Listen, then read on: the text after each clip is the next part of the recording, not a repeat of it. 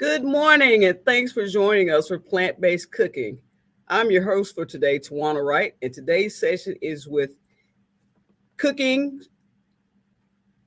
cooking chef extraordinaire Kimberly McNair Brock. I got a little lost there, folks. We want to remind you that AARP empowers people to choose how they live as they age. AARP is a nonpartisan 501c4 organization that has over 420,000 members in Alabama. AARP's role is to advocate for those 50 plus and their families. We appreciate you joining us for these shows, and we know we couldn't keep it going if you weren't willing to participate. Chef Kim, what do you have in store for us today? We have Gumbo Zav or Gumbo Z, you might have heard of before. Gumbo Z. Okay, this is new. Yeah. This is new. Well, I'm excited to learn about Gumbo Z. Folks, I'm going to leave you because you came to see Chef Kim. Hello, everyone. So I'm going to give you a little history about this gumbo. Gumbo des herbes, which we're normally accustomed to, also known as Gumbo Zav, was traditionally eaten as a non-meat dish during the Roman Catholic season of Lent. In addition to roux, which is used in many traditional gumbos as a thickener, Gumbo Zav, which is Z-A-V, included a combination of several greens, up to 9, along with other vegetables. As time passed, seafood and meats were also included in the dish to season it and add animal protein. But I am taking it back to school, old school on this one. So this, when it says greens, it means like, collard, Swiss chard, spinach. Oh gosh, just researching this, I saw several different recipes, mustards, turnips, all different kind of greens. So today we're just going to do 2. I've got some turnip greens and I've got some fresh spinach that we're using. So we're going to start first with our roux, as it mentions. And I have some peanut oil in here and some flour. You can use gluten-free flour if you want to go that route.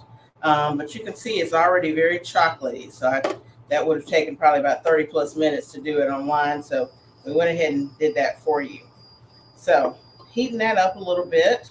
And once this gets hot, what I have here in this bowl is some celery, onions, some red bell peppers. You can use green. I have a jalapeno and some scallions. Okay. All right, and I'm going to just add this in to the roux. Like so. And it already smells really nutty and delicious. I have not made this recipe with tomatoes, but I'm going to try that this time along with it. So these vegetables are sauteing up now. I'm going to add a little sea salt to the mix. And I'm going to try to hold off a little bit on pepper because there's a lot of heat coming in here in different ways. So, all right.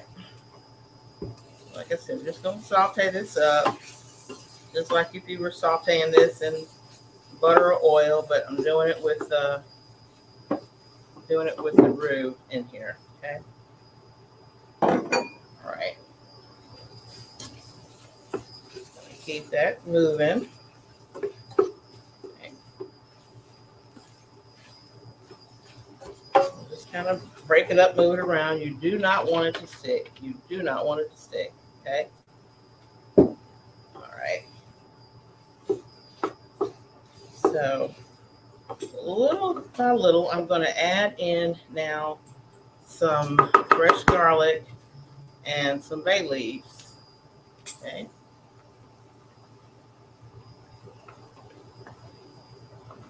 All right. Okay. All right, just cooking this around. And to this, I'm going to ladle little by little. I'm going to start ladling in some of this delicious vegetable stock that I made. And so you just want to add a little bit at a time. And then you want to stir, stir, stir. You don't want any lumps in it. I probably could stand to do two ladles at a time.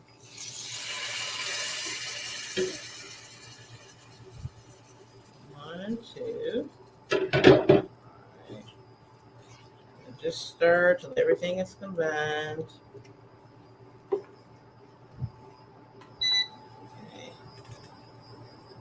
So as things go in here, I see this very dark chocolate roux that I made is actually lightening up, so that's interesting.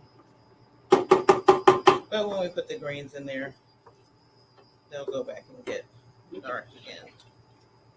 So again, a couple of ladles. All right. Okay. And you can add frozen greens if you like, or you can cook them on the side and add them in, or you can cook them in here. Just seemed easier to me to cook them ahead of time. And I cook the greens just like I would cook them for any other purpose or reason. And so they have some seasoning in them.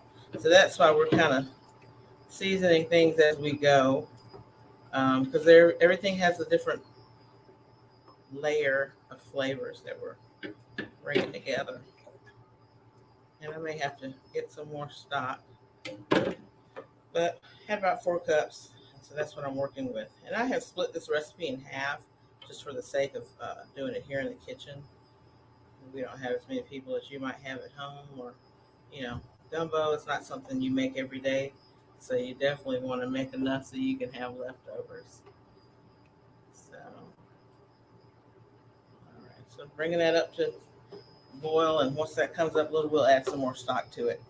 So we've got our herbs here that we're going to add in. So I've got some fresh oregano that I'm picking off the stems, and some fresh thyme. And you can use dried herbs if you prefer. I just like to use fresh herbs whenever I can and whenever I can find them. All right.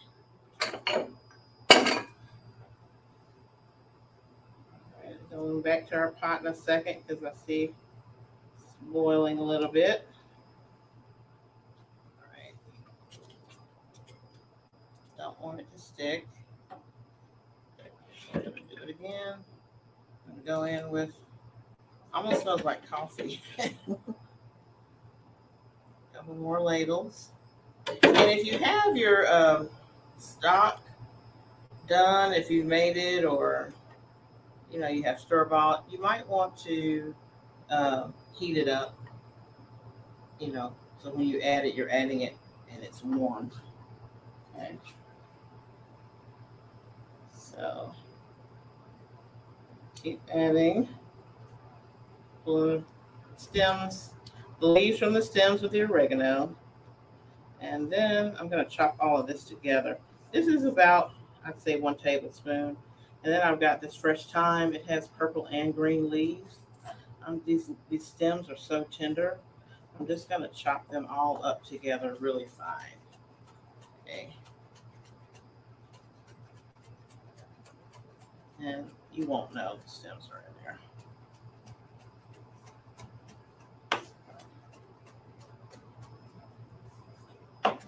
All right.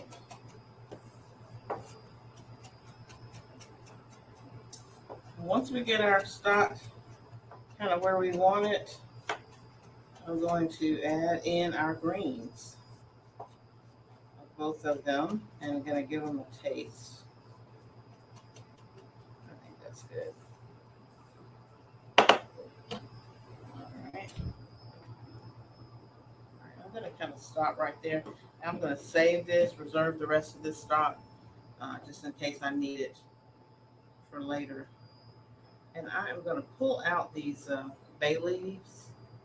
You can leave them in if you want, but I think I'm going to pull them out.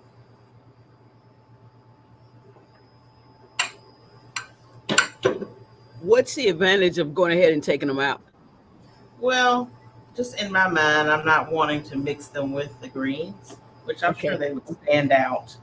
But I'm going to go ahead and take them out. So here's how we're going to add our spinach in.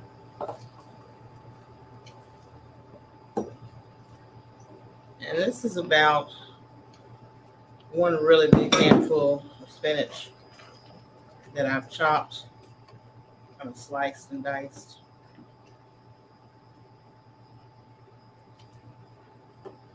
And I'm going to add to this some tomatoes. And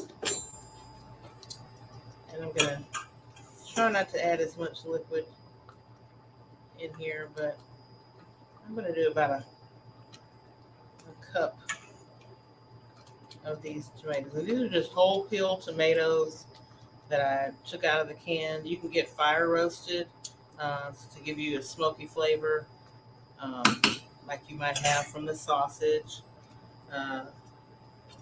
or any kind of tomatoes that have good flavor to them. Okay, and then I'm going to add our turnip greens.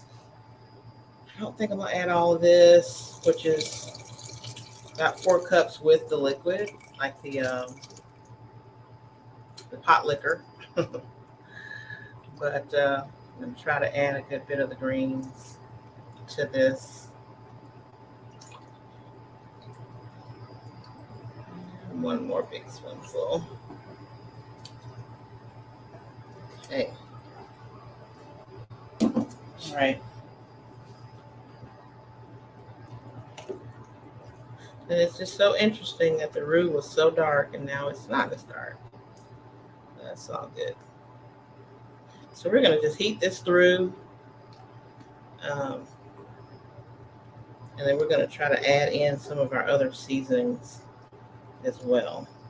Okay, I'm going to get that a little hot before I start tasting. And looking at it, I definitely could have left the bay leaf in, but I've had it in there for a little while. I think we're good though. So, and I have okra here, and this is just some frozen okra. You don't like okra, you don't have to use it, but it definitely adds to traditional gumbo. So this is about a tablespoon each of the thyme and the oregano. Okay. And then I'm going to add, so I've got a little bit of dry spice that I'm going to add. You want to add some Cajun seasoning that does not have salt in it.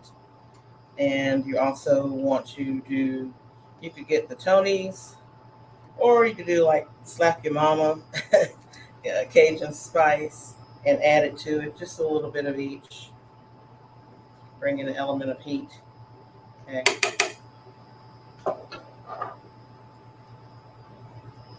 And I think I mentioned before, if I didn't, I meant to, like with the tomatoes, you can get them fire roasted, or you can add some liquid smoke to this if you want. All right. So I'm going to add about a tablespoon of Worcestershire.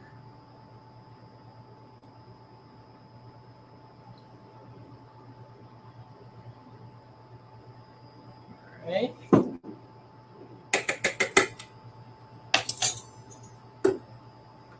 And a few dashes of hot sauce, your favorite hot sauce. 4 little dashes there. And then we're just going to bring this up to temp and see what we're working with, folks. So while that's coming up to temp, I'm going to get started on our hot water cornbread. Pardon my back. So I've got some yellow cornmeal here, and I'm going to add to that a little shake or two of salt. Okay. Just going to mix that up.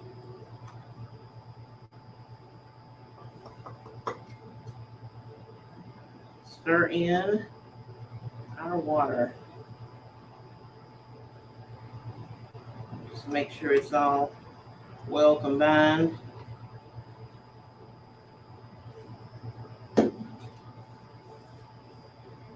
And this is a good way, like let's say you made a bunch of greens, whether it be collard greens or whatever, and you know, sometimes your family stops eating leftovers and you've got these greens left. You can freeze them and make this gumbo when you get time, or you can just go ahead and make the gumbo with your remaining greens.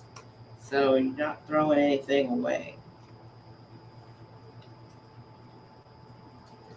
Keep stirring that in. I'm going to add in a little bit of oil.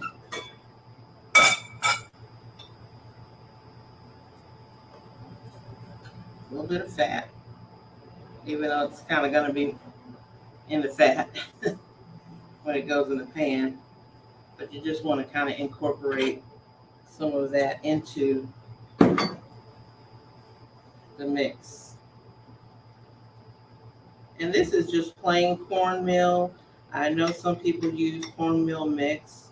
That might work with that too. You just have to try it and see. These are just some local, can't get the words together, some local cornmeal that I'm using here. All right, our gumbo is steadily boiling. I'm going to turn it down just a little bit. And I'm going to taste it. And this could probably cook and kind of stew for a good long time. But, we can't be on here for hours at a time.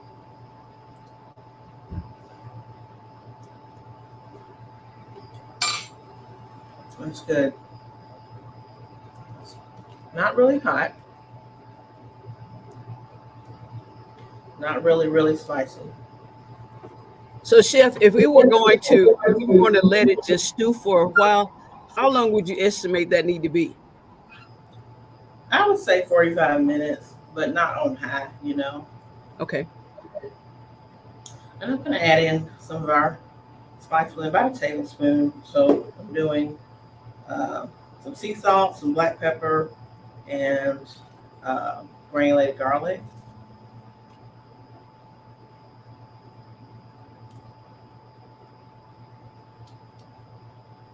Okay. Taste a little bit more. Just kind of getting the broth in here, seeing what it tastes like. That helped.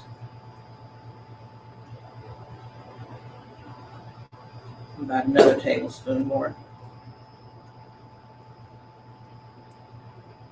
And that ruby and that dark really adds a lot of smokiness to it. So you don't really need a lot, unless you just want to impart that flavor in here.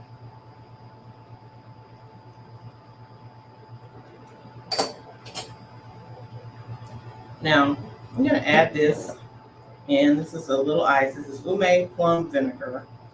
And you can use any vinegar, but this vinegar is almost salt and a really light, bright vinegar in one. Chef, what kind of vinegar did you say that is? Ume plum vinegar, UME Okay. plum vinegar. And so it's just, from pickling ume plums with shiso leaf. So it is just a really delicious Asian seasoning that is fermented that I like to use with, like even if I have a really good salad that all the vegetables and things have great flavor on their own, but I want some kind of dressing on it, I might drizzle a little grapeseed oil and then a few shakes of that plum vinegar, and it's like I've made a nice, delicious vinaigrette. And it's just totally different. Takes it to another level. So I'm going to turn this down a little. And if you want to, add a little touch of sugar or something to balance the flavor out, you could definitely do that. Just taste it and see what you think, what you like. All right. I'm going to move this to this burner over here and get started on our hot water cornbread.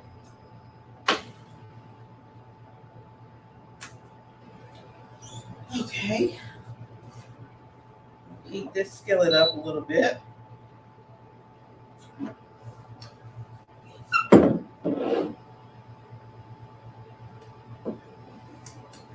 Once we get that hot, we can add in our mixture here. And let me not forget okra. I'm going to add a little okra to this. Maybe about a cup and a half of okra. Just at the end. And when you're using frozen okra, you don't have to let it cook forever. It's frozen. Time it hits that hot gumbo, it's good to go. All right. So this is heating up nicely. I'm just going to make sure the whole pan is really hot all over when we add this in.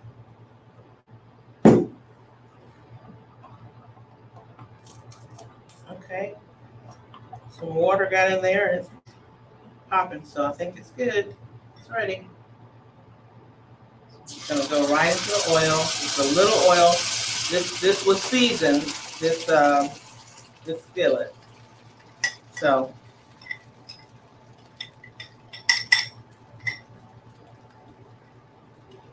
okay, and I'm gonna kind of smooth it out and make a little hole in the middle.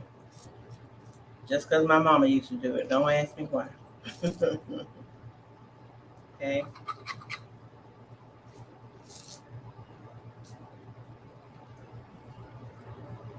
Put a little oil down in there. All right, and it's getting thicker all on its own. Okay. And then once it's all good and ready to flip, I'm gonna flip it. And I'll tell y'all a secret. Usually I don't make it in this small of a pan, but it usually always breaks up. But I don't know what my mom's trick was, but she used to manage to do it and it would flip perfectly. So it almost is like a cake where you have a nice crust on the bottom, and then you just flip it over and you've got that tender bread on the inside. So check around the sides. Turn it down a little bit. Don't want it to burn.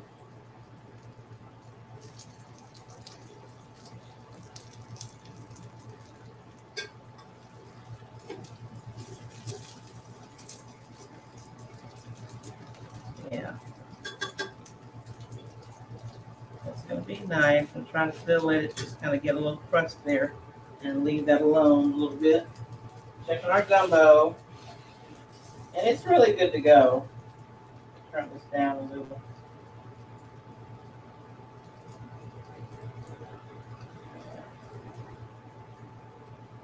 So, y'all ready? Come on now. Be nice.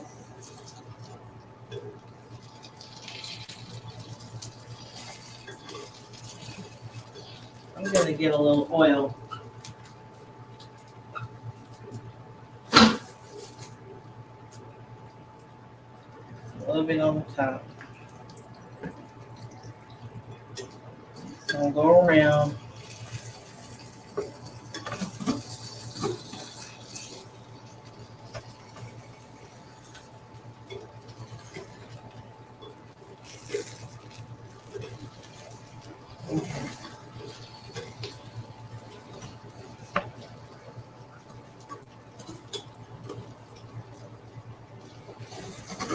Probably could leave it in here a little longer, but I don't want you guys to just be waiting. So it's gonna break apart.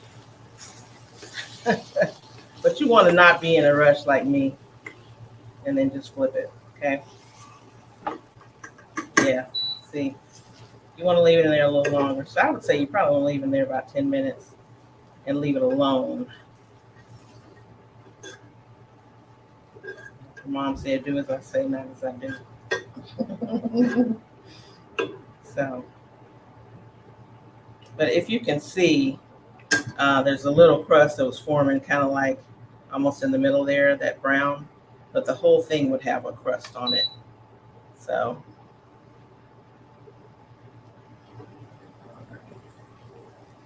it's heating back up. And that's the problem, I had turned it down. So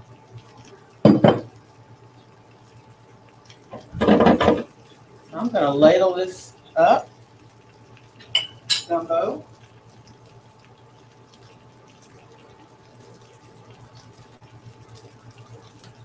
And your protein, you definitely get protein from dark leafy greens.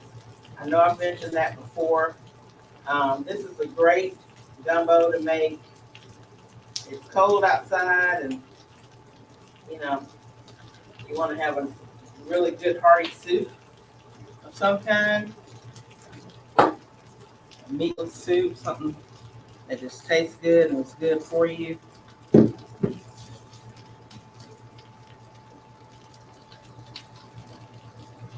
right.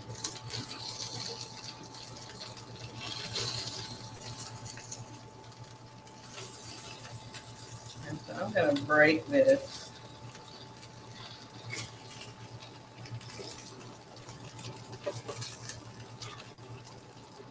I'm going to just put a little piece on the side.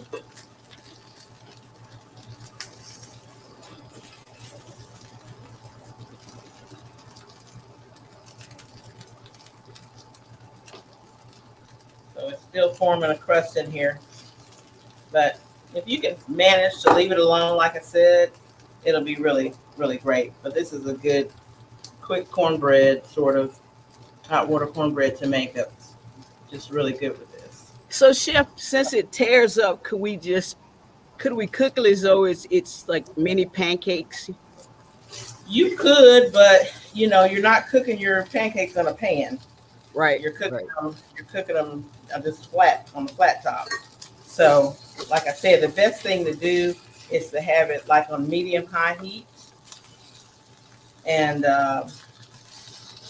leave it alone so that a crust can form on there, and then flip it, because it'll be more together and able to do that at that time. But still, really a delicious dish, and you know, once you break that bread up in there, it's all going the same place, and it's all good. Well, it looks great.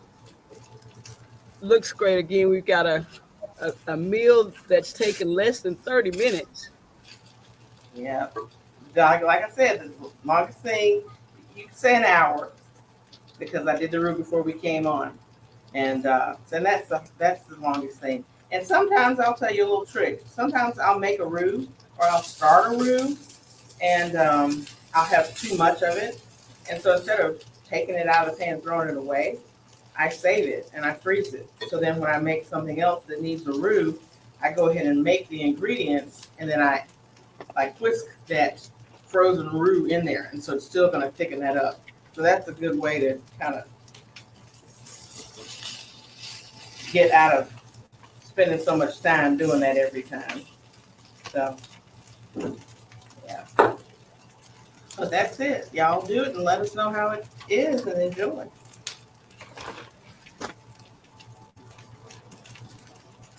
Well, thanks, Chef. I think I'll try that one. Never heard of Gumbo Zav, but I will try. Well, thanks for joining us. We look to see you again December 22nd. That's the Friday before Christmas. Take care. See you then. Bye.